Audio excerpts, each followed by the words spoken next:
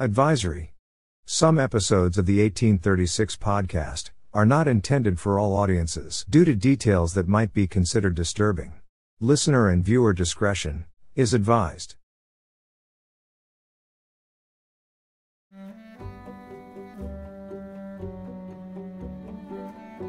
This episode of the 1836 podcast shares the story of the Brooks-Baxter War. In the smoldering aftermath of the Civil War, two men, born worlds apart, would collide in a struggle that would alter the course of the state of Arkansas. Joseph Brooks was born on November 1st, 1821, in Cincinnati, Ohio. He was a fiery Methodist minister with a preacher's zeal and a journalist's pen. Raised in a bustling river city, his education was likely self-directed through religious study and equipped him for a life of oratory and reform. By the 1860s, Brooks had served as a Union Army chaplain with a black regiment, the 3rd Missouri Colored Infantry, cementing his commitment to racial equality. A radical Republican, he aligned with the party's most progressive wing, championing freedmen's rights. In 1868, drawn by the promise of Reconstruction, Brooks arrived as a carpetbagger, settling in Helena, Arkansas, a Mississippi River town, teeming with freed black voters eager for change. Elisha Baxter, by contrast, was a son of the South.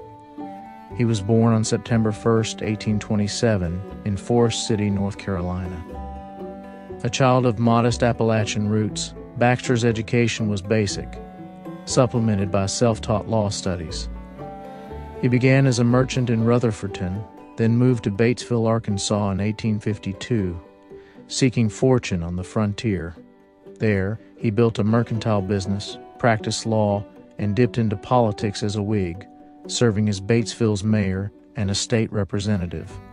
A Unionist during the Civil War, Baxter's path was complex. He was coerced into Confederate service but deserted in 1863, and later joined the Union Army as a colonel. By 1868, as an associate justice on Arkansas's Supreme Court, he aligned with the Republican minstrel faction, led by Senator Powell Clayton, a machine of carpetbaggers and loyalists. Baxter's pragmatism contrasted with Brooks' idealism, setting the stage for their clash. Their paths converged in Arkansas during Reconstruction, a time when the state was a cauldron of hope and hostility. The 1868 Constitution had empowered freedmen to vote while barring ex-Confederates, reshaping politics. Brooks, elected to the state Senate in 1871, led the Brindletail Republicans, a reformist group backed by black voters and scalawags, Southern Republicans. He preached civil rights but also courted ex-Confederates, aligning with the liberal Republican movement. Baxter, backed by Clayton's minstrels, held the Republican establishment's reins.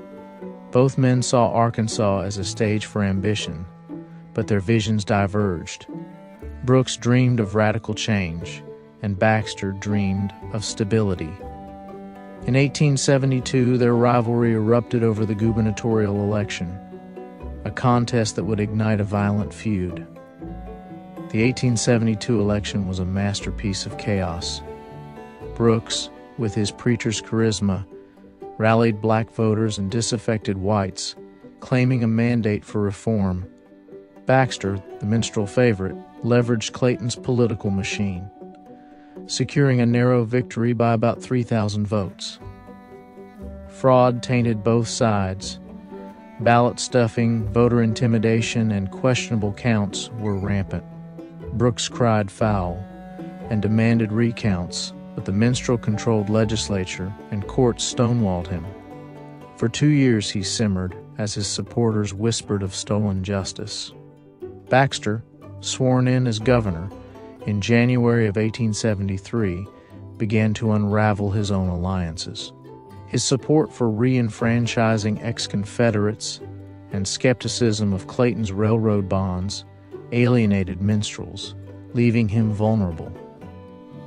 In April of 1874, the spark came. A Pulaski County judge, John Wytock, revived Brooks' dormant lawsuit and declared him the rightful governor, citing election fraud. On the 15th of April, Brooks, backed by the sheriff and an armed posse, stormed the State House in Little Rock, ousting Baxter in a bloodless coup. Barricading himself inside, Brooks seized the state armory, arming his militia, mostly black freedmen, with rifles and 2 6-pounder cannons.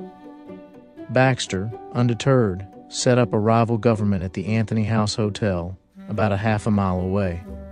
His supporters, a mix of white Democrats, ex-Confederates, and some black recruits, unearthed a Civil War-era 64-pounder cannon, dubbed Lady Baxter, and aimed it at the State House. Main Street became a battle line, and Arkansas teetered on the edge of a state civil war. The Brooks-Baxter War, as it became known, erupted in a series of deadly skirmishes. On the 30th of April, at New Gascony, Baxter's forces clashed with Brooks's militia, leaving dozens dead in the conflict's bloodiest fight. On the 8th of May, Brooks's men ambushed the steamboat Halley at Palarm Creek, carrying Baxter's troops, killing several and scuttling the vessel. 2 days later, in Argenta, now known as North Little Rock, Baxter's cavalry attacked Brooks's men, unloading weapons from the steamboat Danville, which sparked a rapid exchange of gunfire. Across the Arkansas Post, Lonoke, and Lincoln counties, militias traded blows, with over 200 lives lost. Black Arkansans largely backed Brooks, drawn to his civil rights stance, while white Democrats rallied to Baxter, sensing a chance to end Reconstruction. Yet allegiances blurred, with some black militiamen fighting for Baxter, reflecting the era's complex loyalties.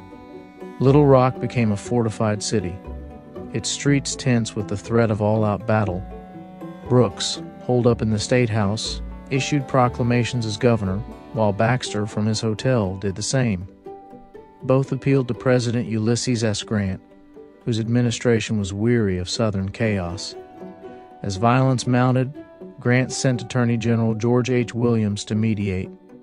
In Washington, Baxter's representatives, including attorney Uriah Rose, advocated for stability, while Brooks's supporters, endorsed by Clayton, pleaded fraud.